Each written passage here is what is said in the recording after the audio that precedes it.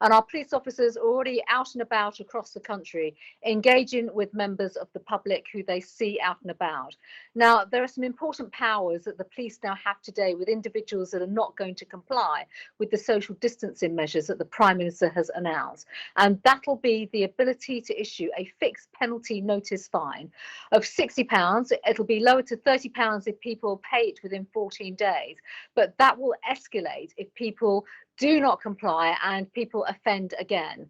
And so we have policing by consent in this country. The police will be out and about, engaging the public in the right kind of responsible way in which they do, exercising their professional judgment.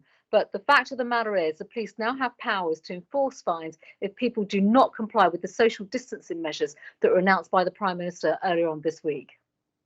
Well, the police will know whether or not individuals are complying because they will be able to ask people and tell people and instruct them to go home or leave an area if they should not be in that particular area. And of course, they will now have dispersal powers as well. So they will ensure that people can go about their business if they're doing exactly the right thing, i.e. if they're a key worker, going to work, taking their exercise once a day, or effectively seeking medical support in the way in which has been outlined by government guidelines. And that government guideline is also being restated today publicly when we announce these new powers. So it's important that the public understand that they follow the measures, they follow the guidance. The police are out and about already. The point now is that as of today, the police have enforcement powers, and those powers involve the ability to level a fine, and that fine will increase if people do not comply and do not pay that fine on time.